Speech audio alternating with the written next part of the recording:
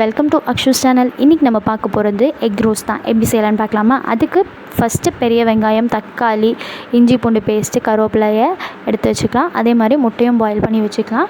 கடாயில் கொஞ்சமாக ஆயில் விட்டுட்டு ஒரு பிஞ்ச் மஞ்சத்தூள், மிளகாத்தூள், உப்பு ஆட் பண்ணி நல்லா ஃப்ரை பண்ணி சைடில் எடுத்து வச்சுக்கலாம். அதே கடாயில் கொஞ்சமாக கோகனட் ஆயில் விட்டு கடுகு போட்டு பொரிஞ்சதுக்கப்புறமா கொஞ்சமாக சோம்பு ஆட் பண்ணிக்கலாம். சோம்பும் பொரிஞ்சதுக்கப்புறமா நம்ம வெங்காயத்தை ஆட் பண்ணிக்கலாம். இந்த எக் ரோஸ்ட்டு, சிக்கன் ரோஸ்ட்டு இதுக்கெல்லாமே இந்த கிரேவி செம்ம டார்க்காக இருக்கும். அதோட மெயின் சீக்ரெட் நம்மளோட இந்த வெங்காயம் நல்லா ப்ரௌனாகி வதங்கிறது தான். அதனால் நம்ம இதுக்கு இது ரோஸ்ட்டுன்றதுனால நம்ம இந்த வெங்காயத்தை போட்டு நல்லா ப்ரௌன் ஆகிற வரைக்கும் வதக்க விடுறோம்.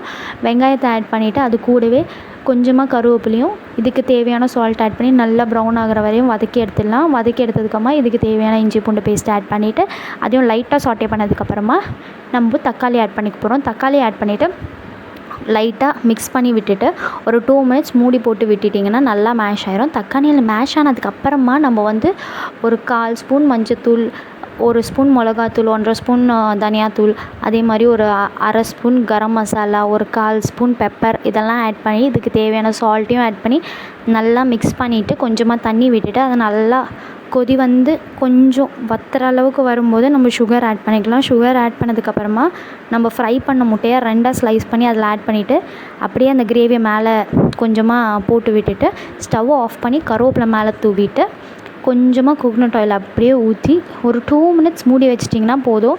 அந்த கருவேப்பிலையும் அந்த கோகனட் ஆயிலோட எசன்ஸ் அப்படியே அந்த கிரேவியில் இறங்கும். அதோட ஸ்மெல் செம்மையாக இருக்கும். கண்டிப்பாக எல்லோரும் இதை ட்ரை பண்ணி உங்கள் கமெண்ட்ஸை சொல்லணும். சப்பாத்திக்கு இது சூப்பரான காம்பினேஷன்.